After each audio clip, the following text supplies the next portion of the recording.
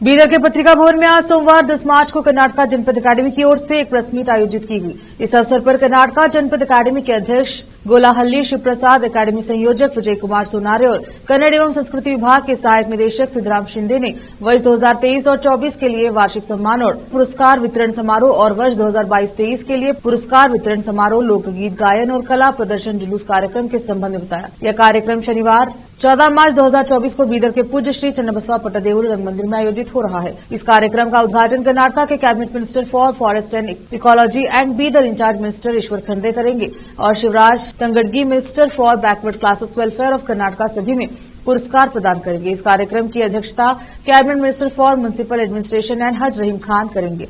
इस अवसर पर बीदर के सांसद सागर खंडे पुस्तक का विमोचन करेंगे।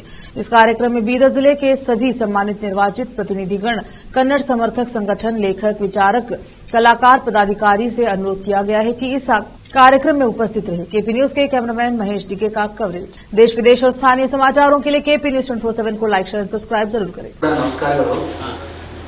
कर्नाटक सरकार कर्नाटक जानपद अकादमी बेंगलूರು 2023 ಮತ್ತು 24ನೇ ಸಾಲಿನ ವಾರ್ಷಿಕ ಗೌರವ ಪ್ರಶಸ್ತಿ ಮತ್ತು ತಜ್ಞ ಪ್ರಶಸ್ತಿ ಪ್ರದಾನ ಹಾಗೂ 2022 ಮತ್ತು 23ನೇ ಸಾಲಿನ ಪುಸ್ತಕ ಬಹುಮಾನ ವಿತರಣೆ ಸಮಾರಂಭದ ಕಾರ್ಯಕ್ರಮದ ಅಂಗವಾಗಿ ಈ ಕಾರ್ಯಕ್ರಮದ ಜಾನಪದ ಗಾಯನ ಮತ್ತು ಕಲಾ ಪ್ರದರ್ಶನ ಮೆರವಣಿಗೆ ಕೂಡ ಈ ಒಂದು ಕಾರ್ಯಕ್ರಮದಲ್ಲಿ ಆಯೋಜಿಸಲಾಗಿದೆ। ಇವತ್ತಿನ ಈ ಒಂದು ಕರ್ನಾಟಕ ಜಾನಪದ ಅಕಾಡೆಮಿಯ ವಿಶೇಷವಾದಂಥ ಪ್ರಶಸ್ತಿ ಪ್ರದಾನ ಸಮಾರಂಭದ ಇವತ್ತಿನ ಪತ್ರಿಕಾಗೋಷ್ಠಿಯ ಅಧ್ಯಕ್ಷ ಸ್ಥಾನ ವಹಿಸಿದಂಥ ಇಡೀ ನಾಡಿನಲ್ಲಿ ಹೆಸರು ಮಾಡಿ ಇಡೀ ರಾಷ್ಟ್ರ ಮತ್ತು ಅಂತಾರಾಷ್ಟ್ರ ಮಟ್ಟದಲ್ಲಿ ತಮ್ಮದೇ ಆದಂಥ ಕಲೆ ಮತ್ತು ಸಾಹಿತ್ಯ ಮತ್ತು ಸಂಸ್ಕೃತಿಯಲ್ಲಿ ಕಲಾವಿದರು ಮತ್ತು ಸಾಹಿತ್ಯಗಳು ಪ್ರೋತ್ಸಾಹ ಮಾಡುವ ನಿಟ್ಟಿನಲ್ಲಿ ಯಾವ್ಯಾವ ಜಿಲ್ಲೆಯಲ್ಲಿ ಯಾವ್ಯಾವ ಕಲಾ ಪ್ರಕಾರ ಇರುವ ಅನ್ನುವ ನಿಟ್ಟಿನಲ್ಲಿ ಬಹಳ ಒಂದು ಪಾರದರ್ಶಕವಾಗಿ ಒಂದು ಕಲಾವಿದರ ಸೇವೆಯನ್ನು ಗುರುತು ಮಾಡಿ ಇಡೀ ನಾಡಿನಲ್ಲಿ ಹೆಸರು ಮಾಡಿದಂಥ ನೂತನ ಕರ್ನಾಟಕ ಜಾನಪದ ಅಕಾಡೆಮಿ ಅಧ್ಯಕ್ಷರಾದಂಥ ಗೋಲಾಹಳ್ಳಿ ಶಿವಪ್ರಸಾದ್ ಸಾಹೇಬರು, ಕರ್ನಾಟಕ ಜಾನಪದ ಅಕಾಡೆಮಿ ಬೆಂಗಳೂರು ಇವತ್ತಿನ ಪತ್ರಿಕಾಗೋಷ್ಠಿಯ ಅಧ್ಯಕ್ಷ ಸ್ಥಾನ ವಹಿಸಿದಂಥ ಅವರಿಗೂ ಕೂಡ ನಾನು ಕರ್ನಾಟಕ ಜಾನಪದ ಅಕಾಡೆಮಿ ಹಾಗೂ ಎಲ್ಲ ಬೀದರ್ ಜಿಲ್ಲೆ ಎಲ್ಲ ಪತ್ರಿಕಾ ಮಾಧ್ಯಮರು ಕೂಡ ಇವರೆಲ್ಲರೂ ಕೂಡ ಅವರಿಗೆ ಮೊದಲಿಗೆ ಹೃತ್ಪೂರ್ವಕವಾದ ಸ್ವಾಗತ ಕೋರ್ತಾ ಇದ್ದೀನಿ। ಹಾಗೂ ಇವತ್ತಿನ ಈ ಒಂದು 2023 ಮತ್ತು 24ನೇ ಸಾಲಿನ ವಾರ್ಷಿಕ ಗೌರವ ಪ್ರಶಸ್ತಿ ತಜ್ಞರ ಪ್ರಶಸ್ತಿ ಪ್ರದಾನದ ಹಾಗೂ ಕರ್ನಾಟಕ ಜಾನಪದ ಅಕಾಡೆಮಿಯ ನೂತನ ಸದಸ್ಯರಾದಂಥ ಅವರು ಕೂಡ ನಾಡಿನಲ್ಲಿ ಹೆಸರು ಮಾಡಿ ಕಲಾವಿದರು ಪ್ರೋತ್ಸಾಹ ಮಾಡುವ ನಿಟ್ಟಿನಲ್ಲಿ ಕಲೆ ಮತ್ತು ಸಾಹಿತ್ಯದಿಂದ ಇಡೀ ನಾಡಿನಲ್ಲಿ ಹೆಸರು ಕೂಡ ಬಹಳ ಒಂದು ಕಲಾವಿದರಿಗೆ ಮತ್ತು ಸಾಹಿತ್ಯಗಳಿಗೆ ಕಲೆಗಳನ್ನು ಉಳಿಸಬೇಕು, ಕಲಾವಿದರು ಬೆಳೆಸಬೇಕು ನಿಟ್ಟಿನಲ್ಲಿ ಇವತ್ತಿನ ಪತ್ರಿಕಾಗೋಷ್ಠಿಯ ಇವತ್ತಿನ ವೇದಿಕೆ ಮೇಲೆ ಉಪಸ್ಥಿತಿರುವ ನೂತನ ಸದಸ್ಯರಾದಂಥ ವಿಜಯ್ ಕುಮಾರ್ ಸೋನಾರೆ, ಸದಸ್ಯರು, ಸಂಚಾಲಕರು, ಕರ್ನಾಟಕ ಜಾನಪದ ಅಕಾಡೆಮಿ ಬೆಂಗಳೂರು, ಇವರಿಗೂ ಕೂಡ ನಾನು ತಮ್ಮೆಲ್ಲರ ಪರವಾಗಿ ಅವರಿಗೂ ಕೂಡ ನಾನು ಹೃತ್ಪೂರ್ವಕವಾದ ಸ್ವಾಗತ ಕೋರ್ತಾ ಇದ್ದೀನಿ। ಹಾಗೂ ಇವತ್ತಿನ ಈ ಒಂದು ಕಾರ್ಯಕ್ರಮದ ಅಂಗವಾಗಿ ಕರ್ನಾಟಕ ಜಾನಪದ ಅಕಾಡೆಮಿ ಬೆಂಗಳೂರು ಈ ವಾರ್ಷಿಕ ಪ್ರಶಸ್ತಿ ಪ್ರದಾನ ಸಮಾರಂಭ ನಮ್ಮ ಬೀದರ್ ಜಿಲ್ಲೆ ಯಾಕೆ ಮಾಡಬೇಕಾಗಿದೆ, ಬೀದರ್ ಗಡಿ ಭಾಗ ಜಿಲ್ಲೆ ಆಗಿರುವುದರಿಂದ ಇಲ್ಲಿನ ಕಲಾವಿದರಿಗೆ ಬಹಳ ಪ್ರೋತ್ಸಾಹ ಮಾಡಬೇಕು, ಜನರಿಗೆ ಈ ಪ್ರಶಸ್ತಿ ಪ್ರದಾನ ಸಮಾರಂಭ ಒಂದು ಬಹಳ ಅದ್ಭುತವಾದಂಥ ಬೆಳವಣಿಗೆ ಆಗಬೇಕಾಗುವ ನಿಟ್ಟಿನಲ್ಲಿ ಇವತ್ತಿನ ಕಾರ್ಯಕ್ರಮದ ಈ ಒಂದು ಪತ್ರಿಕಾಗೋಷ್ಠಿಯಲ್ಲಿ ಭಾಗವಹಿಸಿರುವ ನಮ್ಮ ಬೀದರ್ ಜಿಲ್ಲೆಯ ಎಲ್ಲ ಹಿರಿಯ ಪತ್ರಕರ್ತರು ಮತ್ತು ಮಾಧ್ಯಮದವರು ಕೂಡ ನಾನು ಈ ಒಂದು ಕರ್ನಾಟಕ ಜಾನಪದ ಅಕಾಡೆಮಿ ಬೆಂಗಳೂರು ವತಿಯಿಂದ ಅವರಿಗೆಲ್ಲರೂ ಕೂಡ ಹೃತ್ಪೂರ್ವಕವಾದ ಸ್ವಾಗತ ಕೊಡ್ತೇನೆ। ನನ್ನ ಹೆಸರು ಸಿದ್ದರಾಮ್ ಶಿಂದೆ, ಸಹಾಯಕ ನಿರ್ದೇಶಕರು ಕನ್ನಡ ಮತ್ತು ಸಂಸ್ಕೃತಿ ಇಲಾಖೆ ಬೀದರ್ ಜಿಲ್ಲೆ। ಇವತ್ತಿನ ಈ ಒಂದು ಕರ್ನಾಟಕ ಜಾನಪದ ಅಕಾಡೆಮಿಯ ಗೌರವ ಪ್ರಶಸ್ತಿ ಪ್ರದಾನ ಸಮಾರಂಭವನ್ನು ಮಾನ್ಯ ಅಧ್ಯಕ್ಷರು ಈ ಸಭೆಯನ್ನು ನಡೆಸಿಕೊಂಡು ಹೋಗಬೇಕಲ್ಲಿ ಮನವಿ ಮಾಡಿಕೊಳ್ಳುತ್ತಾ ಎಲ್ಲ ಪತ್ರಿಕಾ ಮಾಧ್ಯಮದವರು ತಮಗೆ ವಿನಯಪೂರ್ವಕ ಕೇಳಿಕೊಳ್ಳುವಂದರೆ ಇದರಲ್ಲಿ ತಾವು ಸಲಹೆ ಸೂಚನೆಗಳನ್ನು ನೀಡಬೇಕು। ಈ ಕಾರ್ಯಕ್ರಮದ ಒಟ್ಟಾಗಿ ಕೂಡಿ ನಾವು ಕಾರ್ಯಕ್ರಮ ಯಶಸ್ವಿ ಮಾಡೋಣ ಅಂತ ನಿಟ್ಟಿನಲ್ಲಿ ಮಾನ್ಯ ಅಧ್ಯಕ್ಷರು ಈ ಒಂದು ಸಭೆಯನ್ನು ನಡೆಸಿಕೊಂಡು ಹೋಗಬೇಕಲ್ಲ ಅವರಲ್ಲಿ ಮನವಿ ಮಾಡಿಕೊಳ್ಳುತ್ತೇನೆ. ಜನಪದರು ಕೂಡ ಸಂಬಂಧಗಳ ಮೇಲೆ ಬಹಳಷ್ಟು ನಂಬಿಕೆ ಇಟ್ಕೊಂಡಿದ್ರು.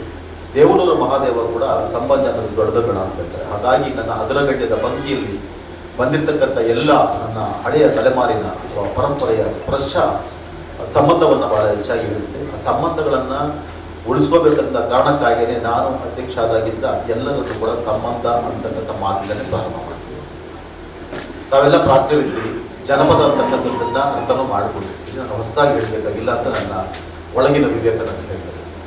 ಯಾಕಂದರೆ ಜನಪದ ಅಂತಕ್ಕಂಥದ್ದು ಜೀವಪದ, ಜಗತ್ತನ್ನು ಕಟ್ಟಿರ್ತಕ್ಕಂಥದ್ದು, ಸಂಸ್ಕೃತಿಯನ್ನು ಉಳಿಸಿರ್ತಕ್ಕಂಥದ್ದು, ಸಂಬಂಧಗಳನ್ನು ಕಟ್ಟಿರ್ತಕ್ಕಂಥದ್ದು, ಹಳ್ಳಿ ಹಾಡಿ ಹಟ್ಟಿ ಊರು ಕೇರು ತೇರು ಎಲ್ಲವನ್ನ ಉಳಿಸಿಕೊಂಡೇ ಬಂದಿತ್ತು ನಮ್ಮ ಜಾನಪದ. ಅದಕ್ಕೇನೆ ಇವತ್ತು ಜಾನಪದ ಇಲ್ಲದಂತ ಜಾಗವೇ ಇಲ್ಲ. ಜೋಗುಳದಿಂದ ಪ್ರಾರಂಭ ಮಾಡಿಕೊಂಡು ಹುಟ್ಟಿನಿಂದ ಸಾಯುವ ತನಕ ಜನಪದ ಬದುಕಿದೆ. ಅದಕ್ಕೇನೆ ನನ್ನ ಪ್ರಕಾರ ಪದದ ಮಾಧ್ಯಮದಲ್ಲಿರುವಂಥ ಪವಿತ್ರವಾದ ಸ್ಥಾನ ಇದ್ದರೆ ಅದು ಜನಪದ ಅಂತ ನನ್ನ ವೈಯಕ್ತಿಕವಾದಂಥ ಅಭಿಪ್ರಾಯ ಮತ್ತು ಒತ್ತಾಯ ಕೂಡ ಆಗಬೇಕು. ಯಾಕಂದರೆ ಇವತ್ತು ರಾಗಿ ಬೀಸೋದ್ರಿಂದ ಶುರು ಮಾಡಿಕೊಂಡು, ಕಣ ಮಾಡೋವಾಗ ಶುರು ಮಾಡಿಕೊಂಡು, ಹೊಲ ಕೊಯ್ಯೋವಾಗ ಶುರು ಮಾಡಿಕೊಂಡು, ನಾಟಿ ಮಾಡೋವಾಗ ಶುರು ಮಾಡಿಕೊಂಡು, ಮಸೆಕಾಯಿ ಹೊಡೆಯೋವಾಗ ಶುರು ಮಾಡಿಕೊಂಡು, ಶ್ರಮ ಮತ್ತು ಸಂಗೀತ ಎರಡೂ ಜೊತೆಗೆ ಸಾಗಿ ಬಂದದ್ದು ಜನಪದದಲ್ಲಿ. ಹಾಗೆಯೇ ಸಂಬಂಧಗಳನ್ನು ಕಟ್ಟಿಕೊಂಡು ಬಂದಿದ್ದು ಜನಪದವೇ. ಆ ಜನಪದ ಉಳಿಬೇಕು, ಬೆಳಿಬೇಕು, ನಾಳಿನ ದಿನಗಳಿಗೆ ದಾರಿ ಆಗಬೇಕಂತ ಮಹದಾಸೆಯಿಂದ ನಾನು ಈ ಜನಪದ ಅಕಾಡೆಮಿಯಲ್ಲಿ ಒಂದು ಸಣ್ಣ ಸಾಸಿವೆಗಳಷ್ಟು ಕೆಲಸ ಒಬ್ಬ ಅಧ್ಯಕ್ಷನಾಗಿ ಮಾಡ್ತಿದ್ದೆ. ಸ್ನೇಹಿತರೆ, ಈ ವರ್ಷದ 23 ಮತ್ತು 24 2 ಸಾಲಿನ ಪ್ರಶಸ್ತಿಗಳನ್ನು ನಾವು ಬೀದರಲ್ಲಿ ಆಯೋಜನೆ ಮಾಡಿದ್ವಿ. ಅದಕ್ಕೊಂದು ಸಾಂಸ್ಕೃತಿಕವಾದಂಥ ಕಾರಣ, ಇದು ಬಸವನ ನಾಡು ಆಗಿರೋದ್ರಿಂದ ಈ ನೆಲದಿಂದಲೇ ನಮ್ಮ ಪ್ರಶಸ್ತಿಗಳು ಪ್ರಾರಂಭ ಆಗಬೇಕು ಅಂತಕ್ಕಂಥದ್ದು ನಮ್ಮ ಉದ್ದೇಶ ಮತ್ತು ಆಂತರ್ಯದ ಆಶಯ. ನಾವು 1 ವರ್ಷದಿಂದ ಕೆಲಸ ಮಾಡ್ಕೊಂಡು ಬಂದಿದ್ದೀವಿ. ಆ 1 ವರ್ಷದ ಪಯಣದಲ್ಲಿ ನಾನೊಂದು ಸಣ್ಣ ನನ್ನನ್ನು ಓಡಿಸ್ಕೊಡ್ಬೇಕಂತಕ್ಕಂಥದ್ದನ್ನು ಕೂಡ ನಾವು ಮಾಡಿದ್ದೇವೆ. ಮುಂದಿನ ವರ್ಷದಲ್ಲಿ ಮಹಿಳಾ ಜನಪದೋತ್ಸವ ರಾಷ್ಟ್ರಮಟ್ಟದನ್ನು ಮಾಡಬೇಕು, ಬುಡಕಟ್ಟು ಜನರ ಜನಪದೋತ್ಸವವನ್ನು ಒಂದು ಮಾಡಬೇಕು. ಜಾನಪದದಲ್ಲಿ ಜನಪದ ಕಲಾವಿದರದ್ದು ಡಿಜಿಟಲ್ ದಾಖಲೀಕರಣ ಮಾಡೋದ್ರ ಮುಖಾಂತರ, ಅದರ ಜೊತೆಗೇನೆ ಆಲಿಸಿ ಕೇಳಿ ಹಳ್ಳಿ ಪದ ಅಂತಕ್ಕಂಥ ಶೀರ್ಷಿಕೆ ಮುಖಾಂತರ ಇಡೀ ನಾಡಿನಾದ್ಯಂತ ಹಳ್ಳಿ ಪದಗಳನ್ನು ಮತ್ತೆ ಬದುಕಿಸೋದು ಹೇಗೆ, ಜೋಗಳವನ್ನು ಮತ್ತೆ ಬದುಕಿಸೋದು ಹೇಗೆ, ಅಮ್ಮನ ಪದವನ್ನು, ಅಪ್ಪನ ಪದವನ್ನು, ತಾತನ ಭುಜದ ಮೇಲೆ ನಡ್ಕೊಂಡು ಹೋದದ್ದನ್ನು, ಅಪ್ಪನ ಬೆರಳಿಡ್ಕೊಂಡು ಓಡಾಡಿದ್ದನ್ನು, ಕೆರೆ, ಕುಂಟೆ, ಕಾಲುವೆ, ಗೋಕುಂಟೆ, ಪ್ರಕೃತಿ, ಪರಿಸರ, ನಮ್ಮ ಊರು, ಈ ಥರದ ನೆಲ ಸಂಸ್ಕೃತಿಯ ನಡೆಯನ್ನು ಮತ್ತೊಂದು ಸಾರಿ ಸಾಧ್ಯವಾದ ಮಟ್ಟಿಗೆ ಅದನ್ನು ಉಳಿಸ್ಬೇಕು, ಬೆಳೆಸಬೇಕು ಅಂತಕ್ಕಂಥ ಕಾರ್ಯಕ್ಕೆ ನಾವು ಸಣ್ಣ ಪ್ರಯತ್ನ ಮಾಡಿದ್ದೇವೆ. ಈ ನಿಟ್ಟಲ್ಲಿ ಅದರ ಭಾಗವಾಗಿಯೇ ಒಂದು ನಮ್ಮ ಸಾಂಸ್ಕೃತಿಕವಾದಂಥ ಸಂಪ್ರದಾಯದಂತೆ ಬಸವಣ್ಣನವರ ನೆಲದಿಂದ ಪ್ರಶಸ್ತಿ ಪ್ರದಾನವನ್ನು ಇಲ್ಲೇ ಮಾಡೋದ್ರ ಮುಖಾಂತರ ಇಲ್ಲಿಂದಾನೇ ನಮ್ಮ ಪ್ರಯಾಣವನ್ನು ಪ್ರಾರಂಭ ಮಾಡಬೇಕಂತಕ್ಕಂಥದ್ದು ನಮ್ಮ ಉದ್ದೇಶ ಆಗಿದೆ. ಈ ಒಂದು ಪ್ರಶಸ್ತಿ ಪ್ರದಾನ ಸಮಾರಂಭವನ್ನು ಇದೇ ತಿಂಗಳ 15ರಂದು ನಾವು ಇಲ್ಲಿರ್ತಕ್ಕಂಥ ಒಂದು ಪೂಜ್ಯ ಜನ್ನಬಸವ ಪಟ್ಟದೇವರು ರಂಗಮಂದಿರದಲ್ಲಿ ಮಾಡೋದ್ರ ಮುಖಾಂತರ ಇದರ ಉದ್ಘಾಟನೆಯನ್ನು ಅಂತವರು ಅಥವಾ ನಮ್ಮ ಸಿದ್ಧಾಂತ ಅಧಿಕಾರಿಗಳು ಮತ್ತು ನನ್ನ ಸುತ್ತ ಇರ್ತಕ್ಕಂಥ ಸದಸ್ಯರು ಎಲ್ಲರೂ ಕೂಡ ಕಲಾವಿದರಿದ್ದಾರೆ, ಕವಿಗಳಿದ್ದಾರೆ, ವಿದ್ವಾಂಸರಿದ್ದಾರೆ.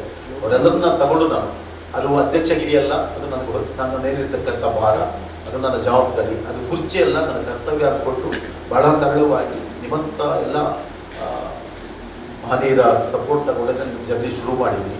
ಇಡೀ ಕರ್ನಾಟಕದಲ್ಲಿ ಇವಾಗ ಭಾಳಷ್ಟು ಸ್ಥಳಗಳಲ್ಲಿ ಐತಿಹಾಸಿಕವಾಗಿ ಉಳ್ಕೋಬೇಕು ಅಂತಕ್ಕಂಥ ಆಶಯದಿಂದಾನೇ ಈ ಥರದ ಟೈಟಲ್ಸನ್ನು ಕೊಟ್ಟು, ಅಂದರೆ ಈ ನೆಲದ ಟೈಟಲ್ಸ್ ಇವೆಲ್ಲ ಇಲ್ಲಿ ತಗೊಂಡು ಮಾಡ್ತಾ ಇದ್ದೀವಿ.